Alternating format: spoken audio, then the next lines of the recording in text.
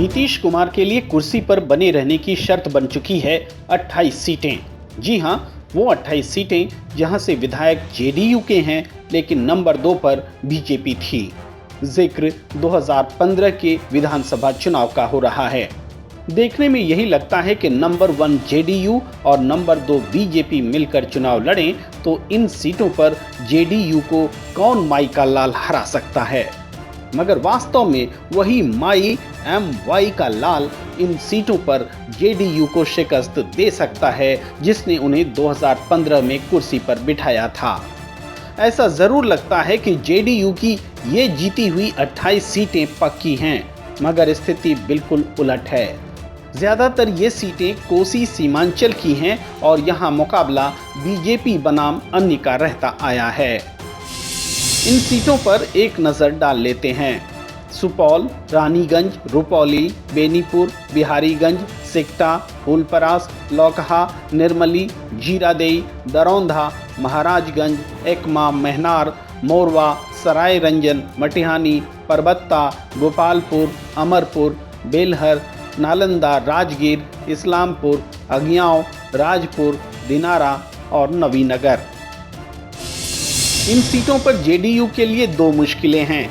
एक यह है कि जेडीयू के साथ महागठबंधन वाला वोट बैंक छिटक चुका है, खासकर मुस्लिम वोट। दूसरी मुश्किल है खुद बीजेपी, जिनके कार्यकर्ता मन से इन सीटों पर जेडीयू के लिए काम नहीं कर पाएंगे। हालांकि दूसरा कारण बहुत सामान्य है, मगर पहला कारण इतना महत्वपूर्ण है कि इसकी चिंता जेडीयू को सताने लगी है।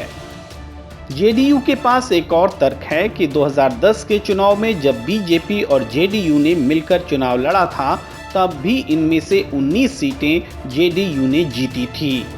इसका मतलब ये है कि महागठबंधन की वजह से जेडीयू को इन 28 सीटों में केवल 9 का फायदा हुआ था।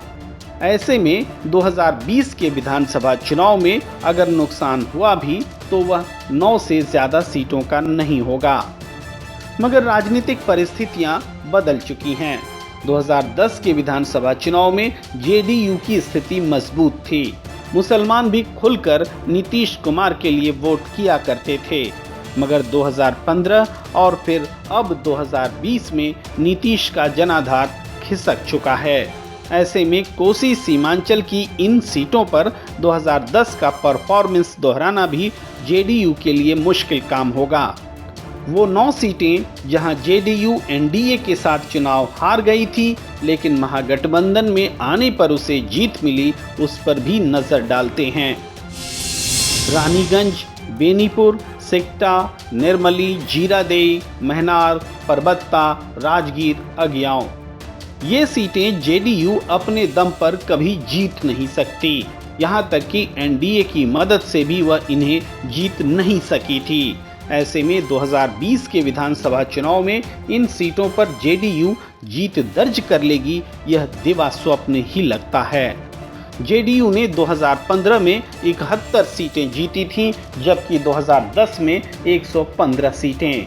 नीतीश कुमार को एंटी इनकम्बेंसी का आभास हो गया था, इसलिए उन्होंने लालू प्रसाद के साथ तालमेल कर 115 जीती हुई सीटें रहते हुए भी महज 100 सीटों पर ही चुनाव लड़ा। इनमें से भी वे महज 71 सीटें जीत सके। अब नीतीश वापस एनडीए में जाकर 122 सीटों पर चुनाव लड़ने का दम ठोक रहे हैं, ताकि उन 28 सीटों पर संभावित हार की स्थिति में भरपाई की जा सके। खबरों की चुस्की लेते रहने के लिए सब्सक्राइब कीजिए कप ऑफ न्यूज़। पसंद आए तो लाइक कीजिए और हाँ, शेयर करना तो कभी न भूलिए। घंटी पर भी क्लिक कीजिए ताकि सबसे पहले आप तक पहुंच सके कप ऑफ न्यूज़।